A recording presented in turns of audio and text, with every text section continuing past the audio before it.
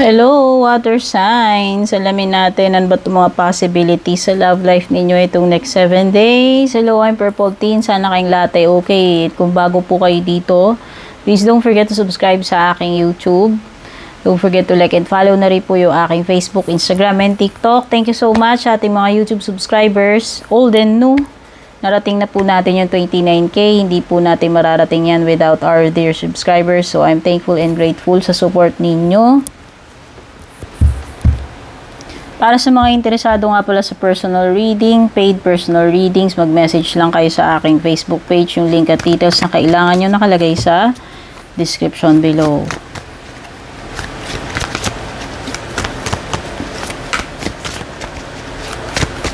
Kunin muna natin yung overall energy ng connection ninyo nitong person mo, water signs, itong next 7 days.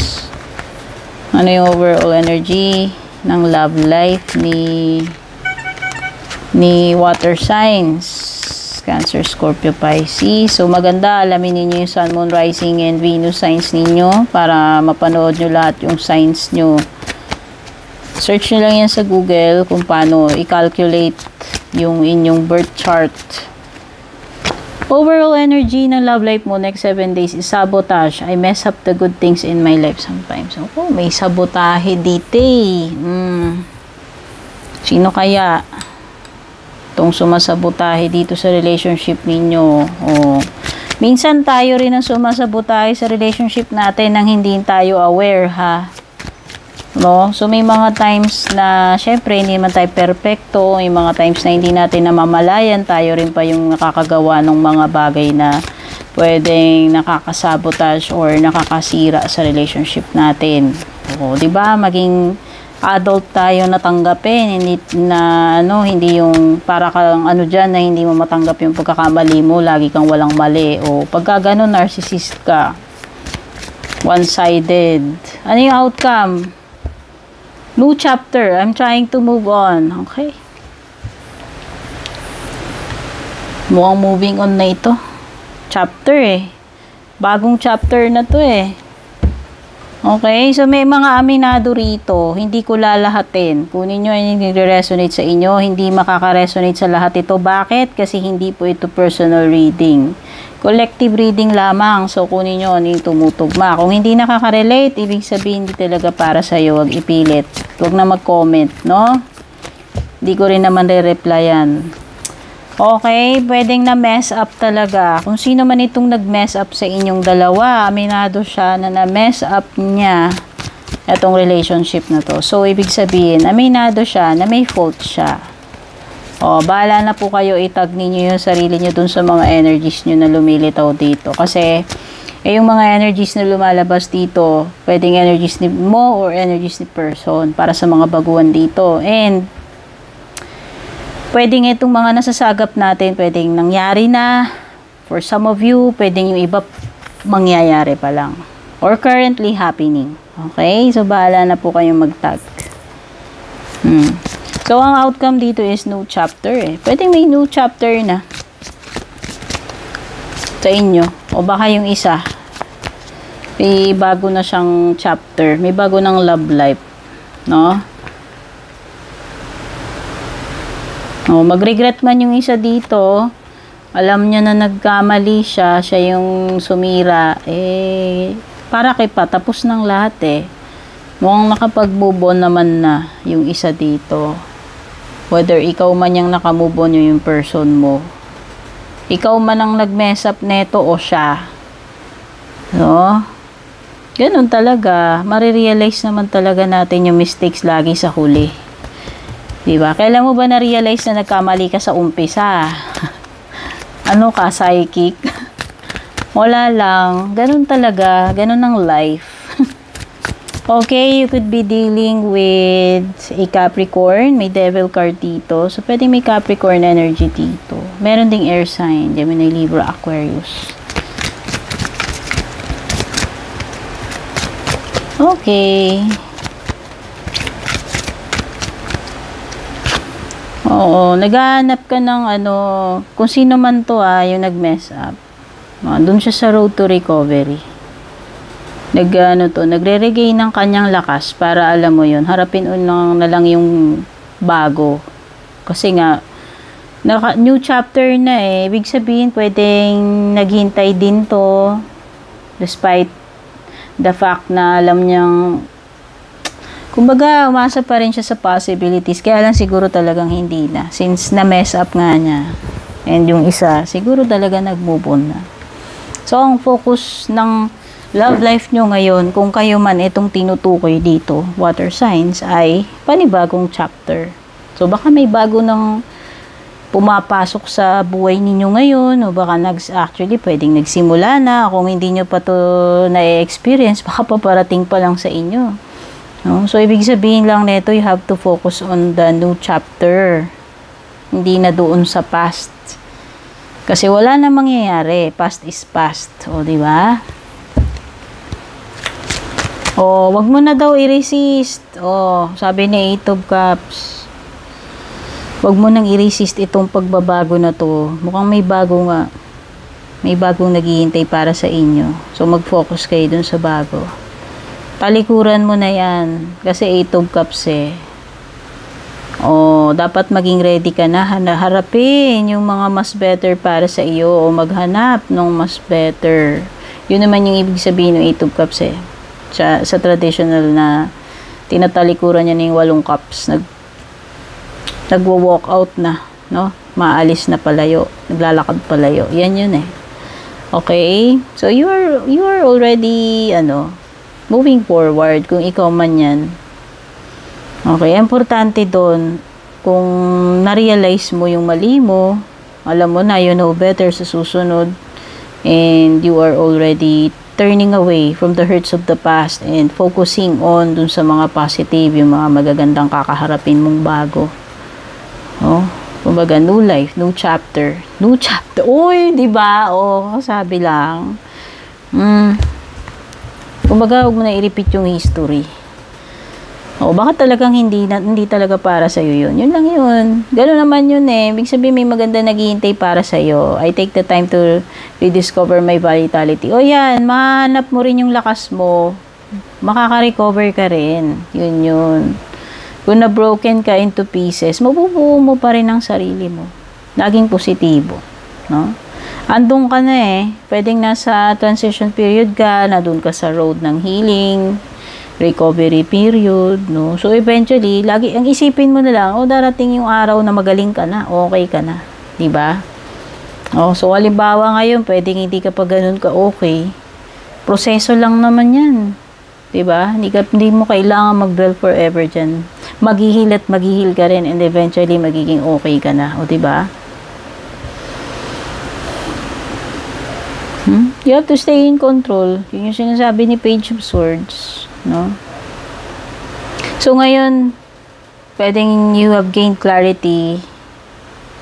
You've already realized. And you have to gain control sa sitwasyon mo. Pwedeng dati kasi naging desperate ka siguro. Depende ano yung nangyari sa'yo. No? Pwedeng nag-struggle ka.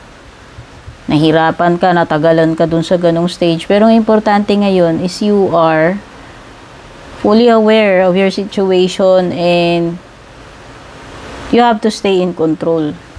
Yun na lang yun.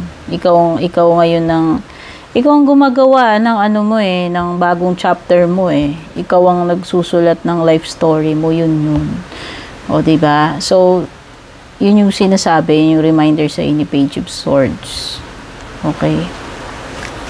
Na you have control dito sa iyong storya. Ikaw ang gumagawa niyan. Kaya, napaka-importante ng mga decisions mo, yung mindset mo, ano yung mga susunod mong gagawin, sa kung ano yung mga, kumbaga kung ano yung pupuntahan, yung magiging outcome nitong buhay mo or ng love life mo. Ikaw ang gumagawa ng choices eh.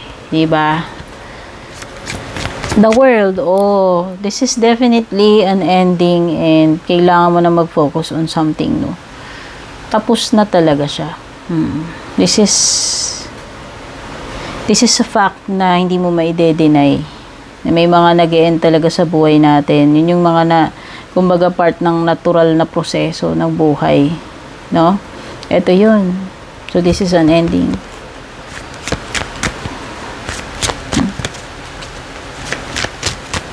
Pwede kasing na-bind ka ng matagal dyan. Ayan, no? You have the devil card.